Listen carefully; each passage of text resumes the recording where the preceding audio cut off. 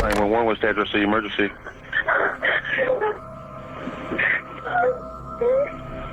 911. I need help. My husband. Hello? Hello. Yes. I need help. I need help. My husband was shot. I need help. Okay, where are you at, ma'am? I'm at Colfax Avenue. Colfax? Yes, please. Is this a house and apartment? What is the house? Okay, and tell me exactly what happened. I know my husband, he bought us some food, and he left out, and me and my son were eating, and I just heard gunshots. And I put myself in the room, and I came outside, and my husband was on the ground. Don't forget to like, share, and subscribe. These people back. Word spreads quickly in a small community, so family members and neighbors were all on the scene within minutes. I'm gonna be honest, it does not look good. Oh, no. I know this is messed up. We got to get you guys out of here so we can secure this scene, okay? We got to collect some evidence and find out what the hell's going on here, okay? Come out here with us. Come on out here with us. I know, man. We got it, but we got to get you out here a second, okay? We'll talk to you in a minute. Do you live here, bud? I live here. Okay. My grandson is probably in there by himself. Okay, we'll go. I'll go take care of that for you if he is. He's we'll get one. You in. Okay, we'll get you in there, okay? Okay. All right. Kamaya and Tyrone's young son, just over a year old, was still in the residence. Officers conducted a search to make sure the child hadn't been harmed in any way. Yeah, let's go. Where'd the lady go here? Let's go clear this house real quick. There might be Locating the child, in the emotional and intense scene, paramedics were simultaneously working on the victim. His wife was trying to get into the ambulance to go with her husband. Hey, back up! Whoa. No. What happened? Looks damn convincing, don't it? With Kamaya clearly distressed and more people gathering at the scene, officers had to balance two things at once.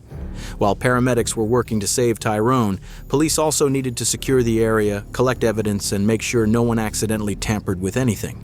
As one officer tried to calm Kamaya down, he also began asking her some questions, since she was the one who had first found Tyrone and called the police. Do you have any idea what happened here?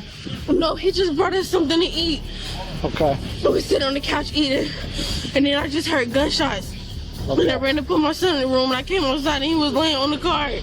Okay, how many gunshots did you hear? I don't know. I just heard a lot. Okay. All right, so as far as you know, he went to get some food. Remember, the police just said there was only 2 shell casings. All right? Remember that. She just said she heard a lot of shots. Stop the cat! From where? Our cousin's house. Okay. They have food at the house. So when it was out, the food was outside? Like he stepped outside to get the food? No, the food was in the house. He was leaving. Okay. Me and my son were sitting on the couch eating. Tyrone returned to the house just after 11 p.m. After going inside and bringing food to his family, he stepped back outside. That's when his wife heard gunshots coming from the side of the house near the driveway. She ran outside and found her husband lying next to his pickup truck in the driveway, badly injured and suffering from multiple gunshot wounds. Who's this guy that's shot in the head? My husband. In the head? Yes. Okay. What's his name? Tyrone HASSEL. Just heard. Now, it did just show a lot of shell casings as far as the numbers go out on the ground. So maybe I could have been wrong. But if you go back and rewind the tape, they did say it was only 2 shell casings. Just to clarify. How Tyrone met his wife goes back about 5 years before this tragedy. Tyrone was starting his second year of college when he decided to join the Army.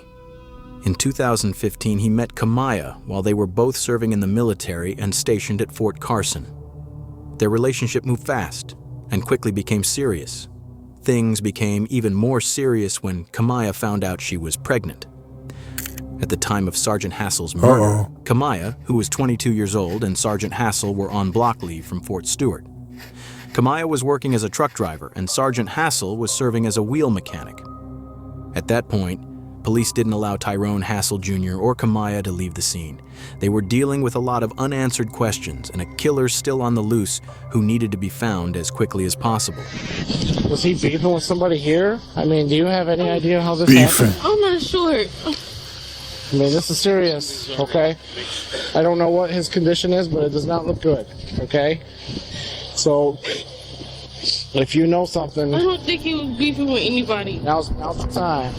You know what I'm saying? I don't think he was beefing with anybody. Pay attention. He just gave her the rope. Now's the time. Went to family's house, and then he came here. Told me a long time ago, Daddy, if I go to jail, somebody frame me. My son walked a straight line his entire life. After speaking with people close to him, police learned that Tyrone didn't have any known enemies, nothing that would explain something like this. They then began carefully processing the scene.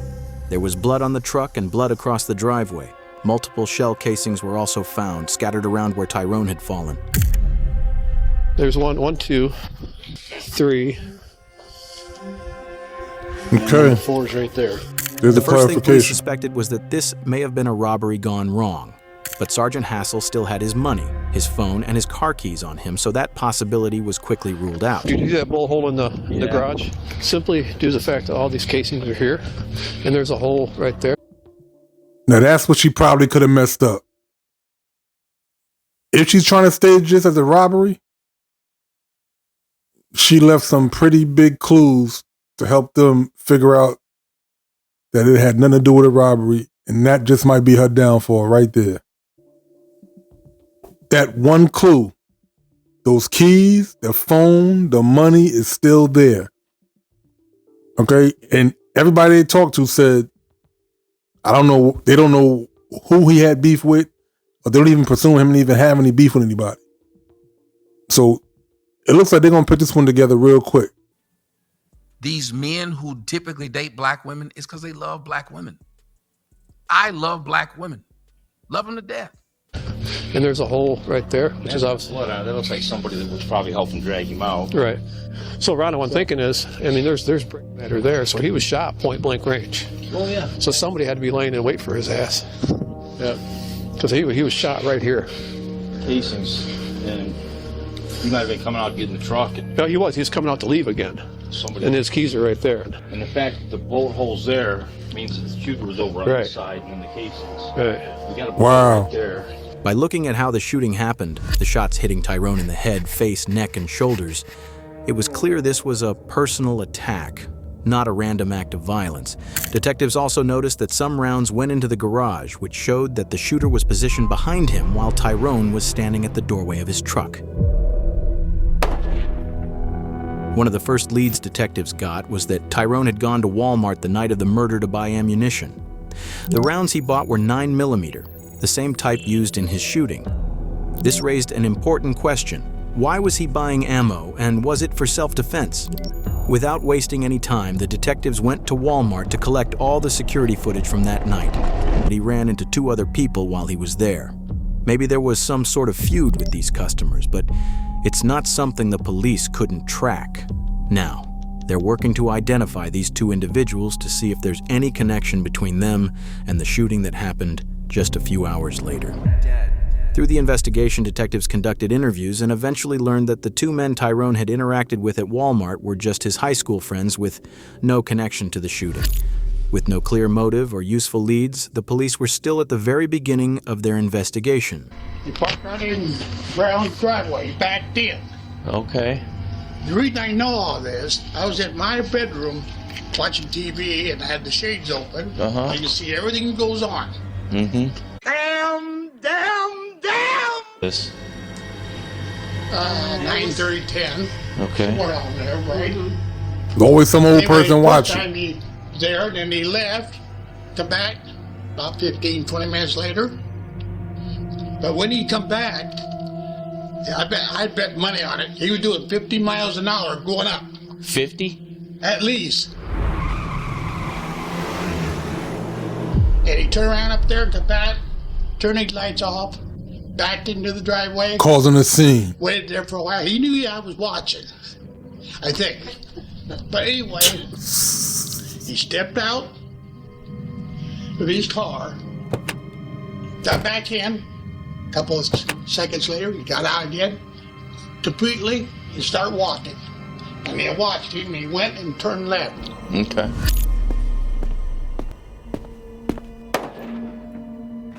I just add two together. He has something to do with it. Okay. Did you hear anything? When I was in bed, yeah. Okay, what'd you hear? Gunshots. Described as a black four-door car that had backed into the driveway of a vacant house that was listed for sale.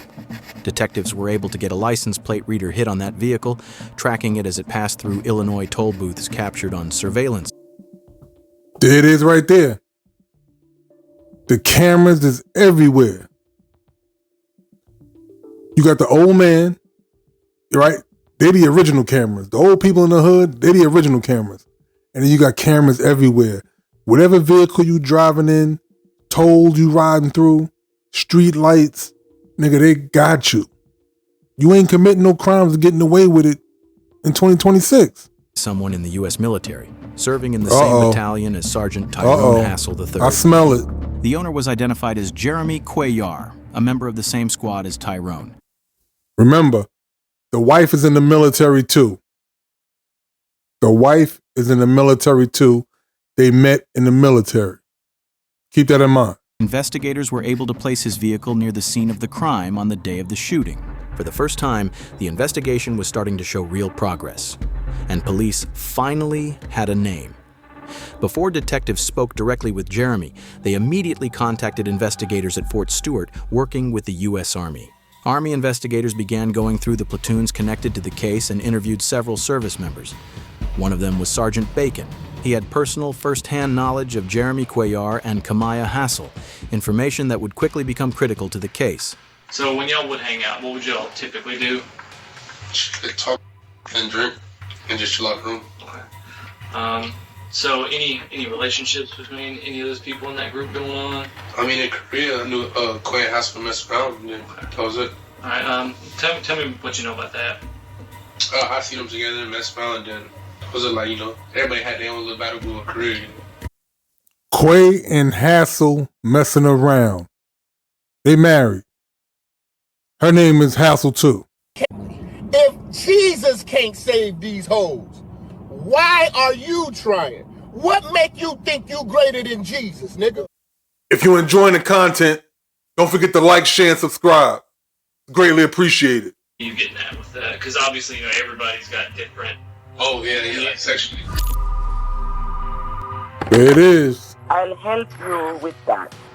So they were all in Korea, and that's where it started. He and the girl had a relationship going on, and that the guy that died had said something to him, so they had words, and then he had threatened him. The relationship between Jeremy and Tyrone's wife turns out to be a crucial piece of the puzzle. It adds real weight to the motive and helps explain why certain things may have happened. Once Kamaya's name comes into the picture, police have no choice but to focus on her next. What was going on? When did you guys become romantic? You guys seen each other while he was in Michigan? Now listen, did you see him while you're in Michigan? Because they're going to take your phone apart. When they take your phone apart, it's all there. So what I want to say is, before they do that, I want you to be honest with me. I've worked the same amount of hours that he worked, and I still have to come home and do everything for the baby. That's not fair. It's like the reason why why the relationship and a bond was built between me and Jeremy is because you always tell me, you don't have to worry about that. When me and you get together, I'll make sure you have your breaks. I'll do this for the baby. I'll do that. This is what she has to say. Coke's gonna ruin your nose. Alcohol's gonna ruin your liver. But women, they're gonna ruin your whole life. It's gonna happen. The first striking thing about Kamaya in the interview was how cold and calculated she was. Definitely not normal for an average person. You could even say she manipulated Jeremy into pulling the trigger. What's clear, though, is that she was a much more active participant part of the plan from the start, with Jeremy following through on her instructions. So, when we were in Korea, I can't really pinpoint exactly when it was. Me and Ty had this big argument, and then, I came back into the building, and I was talking to Jeremy. I'm like, man, I don't want to be with him no more. Like, I'm tired of this, I don't want to deal with it no more. There you go. It don't matter what you give them. An honest name, a family, a home, stability, the world. It don't matter. When she's done, nigga, she done. Even if I talked to him about divorce, he probably wouldn't even, do it with me. And he was like, I can handle that. And I was like, what do you mean by that? He was like, I can handle it. Like, I get that guy, I get a girl, blah, blah, blah. Well, it just started to progress. Why didn't you do it in Korea? No, it was just planned in Korea. It wasn't to be done in Korea. It was just planned in Korea when we got back to the States. There it is. I didn't take it serious because Stop. Now listen, this is where you and I stay straight. Because you didn't take it serious because you knew he was out there that night. Well, yeah. With a gun. Remember you guys talking because they're going to get your correspondent every day. He would be like, what's today looking like? And I'd be like, well, he's out cutting hair. And he'd be like, okay, well, we'll be up there in a few hours. And then he'll come up here and scope out. Now, what do y'all see happening here? What do y'all see happening here? She got one out the way. And now that she's caught, she's going to get the other one out the way. 2 men, lives ruined. 2 men dealing with 1 woman. Think about that. By himself, or if you wouldn't, and then we would try to take the opportunity. I said, well, he's about to bring us something to eat. And then that's when he came. So you called him and said, well, hold on. I just come back to bring food. Yeah, I said that he was coming back to bring us something to eat. No, he just brought us something to eat. We sit on the couch eating, and then I just heard gunshots. Trash. I talked to him about it, and he didn't want to. You put your needs and your wants above somebody's life. I did. Often suspects won't say much to the police, but when she confessed during the interrogation, almost everything she talked about was about herself, how things affected her, why it had to be done, and how calculated it all was. You said. And at the end of the day, that's what it's going to always be about. Don't get it twisted. Don't ever get it twisted. That's what it's going to always be about. How she feels in the moment.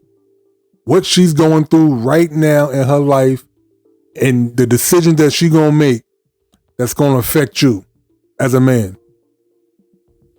It don't matter how long the relationship is. The longer, probably the worse. The longer the relationship, the worse it's probably going to be. Because once there's another bull in the ring, shout out to CGA. Once there's another bull in the ring, you better figure that shit out. You better sniff it out or get snuffed out. I used to say silly things like, where are all the good men at? Until I started taking accountability. Now I know I'm just an ain't shit ass bitch. Hit the comment section. Don't forget to like, share, subscribe. Monogamy is an illusion. All relationships are time sensitive. I'm not here to argue that.